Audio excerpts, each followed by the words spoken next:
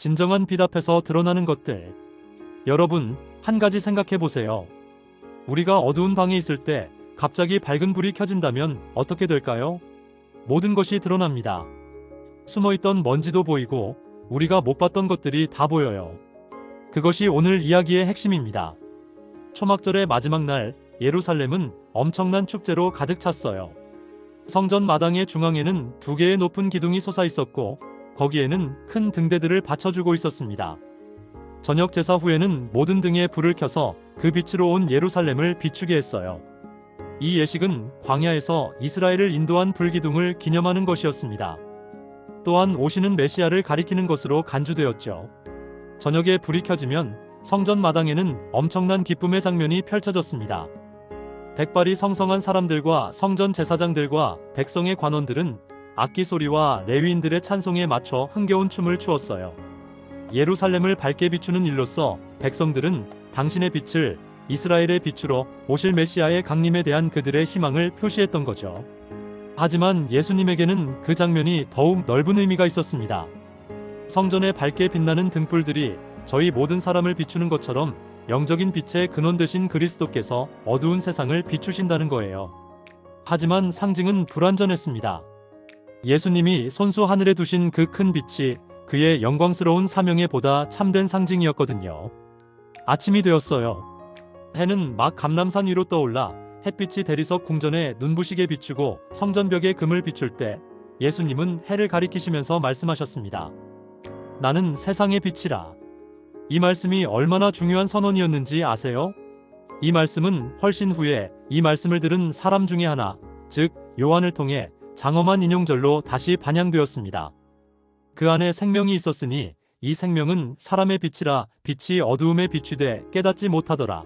참빛 곧 세상에 와서 각 사람에게 비추는 빛이 있었나니. 하나님의 백성에게 당신을 나타내실 때 빛은 항상 그의 임재하심의 상징이었습니다. 태초에 창조력을 가지신 말씀에 의하여 빛이 어두움을 비췄어요. 빛이 낮에는 구름 기둥, 밤에는 불 기둥에 쌓여서 이스라엘 대군을 인도했습니다. 시내산에서는 빛이 여호와를 둘러 장엄하게 빛났고 빛은 지성소 안에 있는 시은소 위에 머물렀어요. 솔로몬의 성전을 헌당할 때 성전의 빛이 충만했고 천사들이 양치던 목자들에게 구원의 기별을 가져왔을 때에도 빛은 베들레헴의 들을 비추었습니다. 하나님은 빛입니다.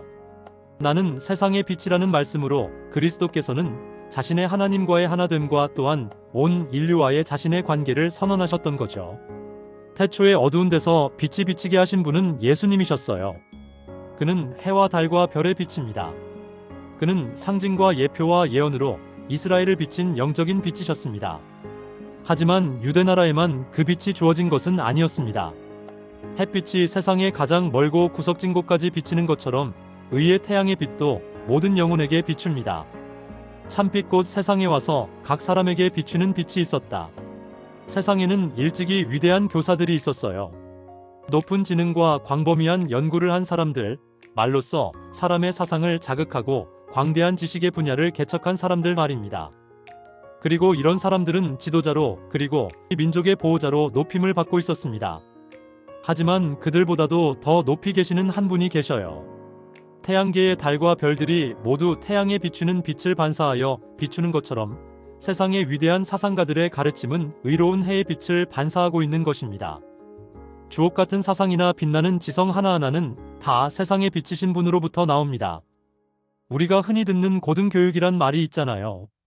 참, 고등교육이란 그 안에는 지혜와 지식의 모든 보화가 감추어 있고 그 안에 생명이 있었으니 이 생명은 사람들의 빛이라고 하신 하나님께로부터 받는 것입니다. 나를 따르는 자는 어두움에 다니지 아니하고 생명의 빛 가운데 행하리라고 예수님은 말씀하셨어요. 내가 세상의 빛이라는 말씀으로 예수님은 자신이 메시아라고 선언하셨습니다. 이것은 매우 중요한 선언이었어요. 이것은 이사야 선지자를 통하여 성령께서 이미 선언하셨던 예언입니다. 그가 가라사대 내가 나의 종이 되어 야곱의 지파들을 일으키며 이스라엘 중에 보존된 자를 돌아오게 할 것은 오히려 경한 일이라. 내가 또 너로 이방의 빛을 삼아 나의 구원을 베풀어서 땅 끝까지 이르게 하리라. 이 예언은 메시아에 관하여 말한 것으로 일반적으로 이해되고 있었으며 예수님이 내가 세상의 빛이라고 말씀하셨을 때 백성들은 그가 바로 약속되신 사람이라는 주장을 깨달을 수밖에 없었습니다. 하지만 바리새인과 관원들에게 있어서 이 주장은 오만하고 참남된 것처럼 보였어요. 그들과 다를 바 없는 사람이 그러한 주장을 하는 것을 그들은 용인할 수 없었던 거죠. 그들은 예수님의 말씀을 무시하려는 듯이 내가 누구냐고 힐문했습니다. 그들의 질문에 예수님은 나는 처음부터 너희에게 말하여 온 자니라고 대답하셨어요. 그의 말씀 가운데서 계시던 것이 그의 성품에도 나타났습니다. 예수님은 그가 가르치신 바로 그 진리의 화신이셨던 거죠. 예수님은 계속해서 말씀하셨습니다. 또 내가 스스로 아무것도 하지 아니하고 오직 아버지께서 가르치신 대로 이런 것을 말하는 줄도 알리라. 나를 보내신 이가 나와 함께 하시도다. 내가 항상 그의 기뻐하시는 일을 행함으로 나를 혼자 두지 아니하셨느니라. 그는 자신이 메시아가 된다는 것을 입증하려고 하지 않으셨어요. 하나님과 자신의 하나됨을 보이셨던 겁니다. 만일 그들의 마음의 눈이 하나님의 사랑에 열려 있었다면 예수님을 받아들였을 것입니다. 예수님의 청중 가운데 많은 사람들이 믿음으로 그에게 이끌렸으며 그는 그들에게 너희가 내 말에 거하면 참 내 제자가 되고 진리를 알지니 진리가 너희를 자유케 하리라고 말씀하셨습니다. 이 말이 바리새인들의 감정을 상하게 했어요. 그들은 저희 민족이 오랫동안 타국의 멍에를 맨 것을 무시하고 분노하여 외쳤습니다. 우리가 아브라함의 자손이라 남의 종이 된 적이 없거늘 어찌하여 우리가 자유케 되리라 하느냐. 예수님은 악의 종이요 생각이 복수심으로 기울어진 이 사람들을 보시고 슬프게 대답하셨습니다. 진실로 진실로 너희에게 이르노니 죄를 범하는 자마다 죄의 종이라. 그들은 가장 나쁜 형태의 속박에 매여 있었어요. 즉 그들은 악령에 의해 지배당하고 있었던 것입니다. 자신을 하나님께 바치기를 거부하는 영혼은 모두 다른 세력의 지배를 받게 됩니다. 그는 자신의 것이 아니에요. 그가 자유를 말할 수 있을지라도 가장 비참한 종살이 가운데 빠져 있는 거죠. 사단이 그의 마음을 지배하고 있기 때문에 그는 진리의 아름다움을 볼 수 없습니다. 그는 자신의 판단을 따르고 있다고 믿고 있지만 사실은 흑암의 왕자의 의지에 순종하는 거예요. 그리스도께서는 영혼으로부터 죄의 속박의 사슬을 끊기 위해 오셨습니다. 그러므로 아들이 너희를 자유케 하면 너희가 참으로 자유하리라. 이는 예수 그리스도 안에 있는 생명의 성령의 법이 죄와 사망의 법에서 너희를 해방하였음이라. 구속 사업에는 강제가 없어요. 외부 압력이 전혀 사용되지 않습니다. 성령의 감화 아래서 누구를 섬길지를 선택할 자유가 주어져 있거든요. 사람이 그리스도에게 복종할 때 일어나는 변화 가운데 가장 높은 의미의 자유가 있습니다. 죄를 버리는 것은 스스로가 해야 할 일이에요. 우리 스스로 사단의 지배를 벗어날 힘이 없는 것은 사실이지만 우리가 죄에서 해방되기를 바라고 크게 그 필요를 느껴 자신보다 더 높은 힘을 구할 때 영혼의 힘에는 성령의 거룩한 힘이 불어넣어져서 하나님의 뜻을 이루는 의지의 지배를 받게 됩니다. 인간이 자유를 누릴 수 있는 유일한 조건은 그리스도와 하나가 되는 것입니다. 진리가 너희를 자유케 하리라. 그리스도는 진리이세요. 마음을 약하게 하고 영혼의 자유를 파괴함으로써만 죄는 승리할 수 있어요. 하나님께 대한 복종은 자신의 참 영광과 사람의 존엄성을 회복하는 것입니다. 우리가 순종할 거룩한 율법은 자유의 율법입니다. 이제 이야기는 더욱 드라마틱해집니다. 예수님은 길을 가실 때 날 때부터 소경된 사람을 보셨어요. 제자들이 물었습니다. 랍비여, 이 사람이 소경으로 난 것이 네 죄로 인함이오니까 자기 오니이까 그 부모 오니이까. 이것은 당시의 일반적인 믿음이었습니다. 유대인들은 죄와 고통이 직접적으로 연결되어 있다고 생각했거든요. 모든 고통은 고통당하는 본인이나 그 부모의 어떤 잘못에 대한 형벌이라고 생각되었던 거예요. 하지만 예수님의 대답은 완전히 달랐습니다. 이 사람이나 그 부모가 죄를 범한 것이 아니라 그에게서 하나님의 하시는 일을 나타내고자 하심이니라. 때가 아직 낮음에 나를 보내신 이의 일을 우리가 하여야 하리라. 밤이 오리니 그때는 아무도 일할 수 없느니라. 내가 세상에 있는 동안에는 세상의 빛이로다. 그리고 예수님은 지금 그 말씀을 실행하셨습니다. 땅에 침을 뱉어 진흙을 이겨 그의 눈에 바르시고 말씀하셨어요. 실로암 못에 가서 씻으라. 실로암은 번역하면 보내심을 받았다는 뜻이었습니다. 그 사람은 가서 씻고 밝은 눈으로 돌아왔어요. 기적이 일어났던 것입니다.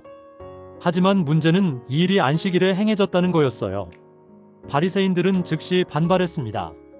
이 사람이 안식일을 지키지 아니하니 하나님께로서 온 자가 아니라. 그들은 눈먼 사람이 보게 된 위대한 기적 자체에는 관심이 없었어요. 오직 자신들의 안식일 규정에 맞지 않는다는 이유로 예수님을 정죄했던 것입니다. 하지만 많은 사람들은 달랐습니다. 이 이적에 대한 말을 듣고 큰 감동을 받았으며 소경의 눈을 뜨게 한 그분은 보통 사람이 아니라는 것을 깨달았거든요. 예수님이 안식일을 지키지 않았으므로 그가 죄인이라는 비난에 대한 대답으로 많은 사람들이 말했습니다. 죄인으로서 어떻게 이러한 표적을 행하겠느냐? 그 젊은이의 이웃들과 그가 전에 눈멀었던 것을 아는 이웃들은 놀랐어요. 왜냐하면 그의 눈이 열렸을 때 그의 용모가 변화되고 밝아져 마치 다른 사람처럼 보였기 때문입니다. 질문이 연달아 일어났어요. 어떤 사람은 그 사람이라 하며 다른 사람은 그와 비슷하다고 말했습니다. 하지만 큰 은혜를 받은 그가 내가 그러다라고 말하므로 그 의문은 해결되었어요. 그는 그들에게 예수님에 관하여 말하고 어떤 방법으로 낫게 되었는지 말했습니다. 그러자 그들은 그가 어디 있느냐고 물었는데 그는 알지 못하노라고 대답했어요. 그때 바리새인들은 소경되었던 자를 자신들의 공회 앞으로 데리고 갔습니다. 다시금 질문을 받았어요. 어떻게 시력을 얻게 되었는지에 관해서요. 그 사람이 진흙을 내 눈에 바르매 내가 씻고 보나이다라고 그 사람이 말했습니다. 바리새인들은 계속해서 많은 말로 그를 혼란하게 하여 그로 하여금 스스로 속은 줄로 생각하도록 하려 했어요. 사단과 그의 악한 천사들은 바리새인들의 편에 서서 그들의 힘과 교활함을 인간의 이론과 연합시켜서 그리스도의 감화를 소멸시키려고 했습니다. 하지만 하나님의 천사들도 시력이 회복된 사람에게 힘을 주려고 그 장소에 와 있었어요. 신령한 빛이 그 사람의 영혼의 밀실을 비추었던 것입니다. 이 위선자들이 그가 믿지 않도록 하려고 노력했지만 하나님은 그의 힘있고 예리한 대답을 통하여 그가 올무에 걸려들지 않으리라는 것을 보여주도록 도우셨습니다. 그는 말했어요. 내가 이미 일렀어도 듣지 아니하고 어찌하여 다시 듣고자 하나이까? 당신들도 그 제자가 되려 하나이까? 바리새인들이 말했습니다. 너는 그의 제자나 우리는 모세의 제자라. 하나님이 모세에게는 말씀하신 줄을 우리가 알거니와 이 사람은 어디서 왔는지 알지 못하노라. 주 예수님은 그 사람이 당하고 있는 호된 시련을 아시고 그에게 은혜와 구변을 주셔서 그리스도의 증인이 되게 하셨어요. 그는 묻는 자들에게 통렬한 견책이 되는 말로써 바리새인들에게 대답했습니다. 이상하다. 이 사람이 내 눈을 뜨게 하였으되 당신들이 그가 어디서 왔는지 알지 못하는도다. 하나님이 죄인을 듣지 아니하시고 경건하여 그 뜻대로 행하는 자는 들으시는 줄을 우리가 아나이다. 창세 이후로 소경으로 난 자의 눈을 뜨게 하였다 함을 듣지 못하였으니 이 사람이 하나님께로부터 오지 아니하였으면 아무 일도 할 수 없으리이다. 이 말은 반박할 수 없었어요. 바리새인들은 그의 날카롭고 단호한 말에 넋을 잃고 놀라서 침묵을 지켰습니다. 잠시 동안 침묵이 흘렀어요. 마치 그와 접촉함으로 오염될 것을 두려워하듯이 얼굴을 찌푸린 제사장들과 랍비들은 내가 온전히 죄 가운데 나서 우리를 가르치느냐고 그에게 독설을 퍼부었습니다. 그리고 그들은 그를 출교시켰어요. 예수님은 일어났던 일에 대하여 들으셨습니다. 그리하여 얼마 후 소경되었던 자를 보시고 물었습니다. 네가 인자를 믿느냐? 소경되었던 사람은 처음으로 자신을 낫게 해주신 분의 얼굴을 바라보았어요. 그는 공회 앞에서 근심하고 당황하는 부모를 봤으며 랍비들의 찌푸린 얼굴도 봤습니다. 하지만 이제 그의 시선은 사랑스럽고 평화스러운 예수님의 얼굴에 머물렀어요. 소경되었던 그는 주여 그가 누구시오니이까? 내가 믿고자 하나이다라고 묻는 말로 대답했습니다. 예수님이 말씀하셨습니다.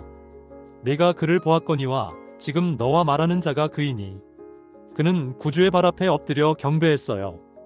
그의 육체적인 시력만 회복된 것이 아니라 그의 이해의 눈도 뜨였던 것입니다. 그리스도께서는 그의 영혼에게 계시되었고 그는 그리스도를 하나님의 보내신 자로 영접했어요.